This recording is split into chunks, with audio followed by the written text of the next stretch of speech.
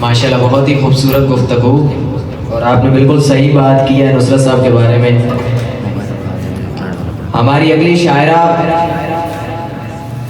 मैं तुझे भूलने का सोचूं तो, मैं तुझे भूलने का सोचूं तो धड़कनें एहतजाज करती हैं।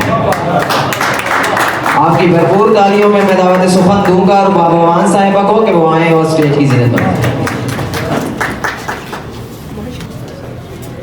अस्सलाम वालेकुम।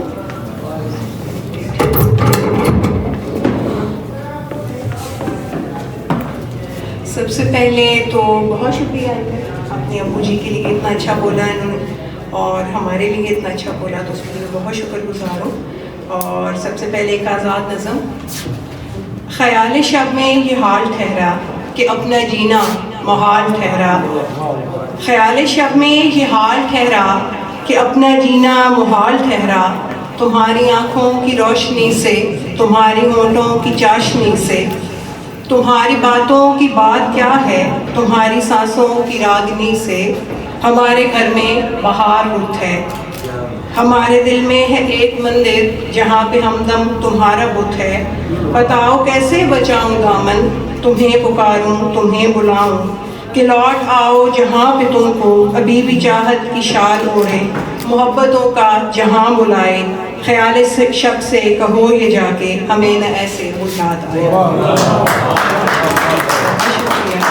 और एक ये गज़ल। आदमी बेवफा नहीं होता, आदमी बेवफा नहीं होता, हर कोई एक सा नहीं होता।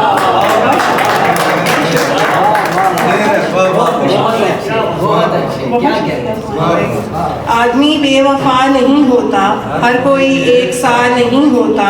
अभी रहता है मेरे पहलू में, अक्स तेरा विदा नहीं होता। बेखुदी जान ले के छोड़ेगी, बेखुदी जान ले के छोड़ेगी, हर दफा मुआवजा नहीं होता। बहुत शुक्रिया। दिल की दुनिया में एक आए तो, दिल की दुनिया में एक आए तो फिर कोई दूसरा नहीं होता। तुझको लम्हों में भूल जाती मगर, तुझको लम्हों में भूल जाती मगर क्या करूं हौसला नहीं होता।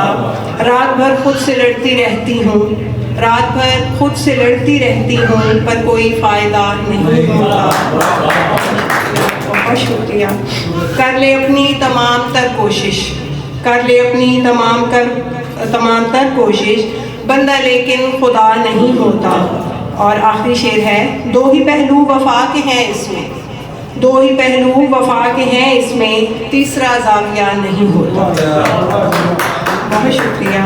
और आखिर पे एक ये आज़ाद नज़म है और उसकी फरमाइश की थी स्पेशली, ये मैंने पिछले मुशायरे में भी पढ़ी थी।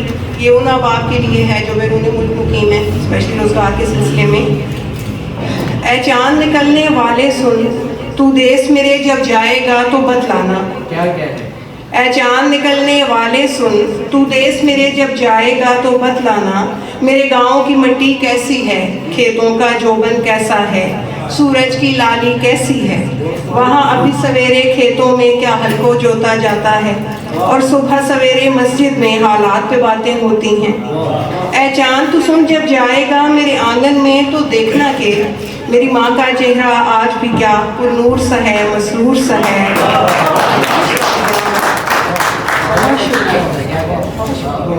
ऐ चाँद तू सुन जब जाएगा मेरे आंगन में तो देखना कि मेरी माँ का चेहरा आज भी क्या पुरनूर सा है, मसरूर सा है, या मेरी जुदाई के गम में वो नूर का हाला चूर सा है।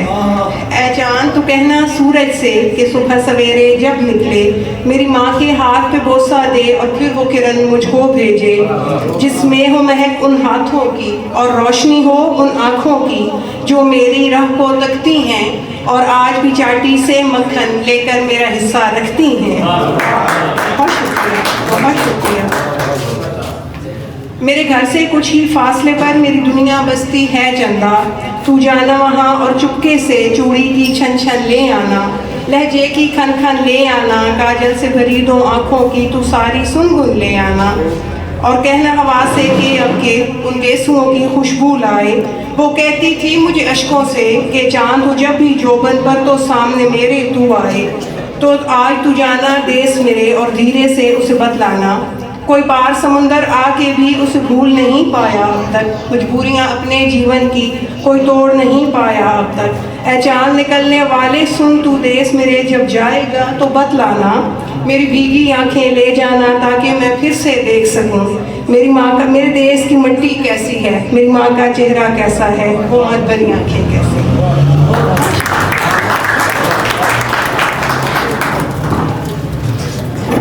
क्या कहने मैम आप।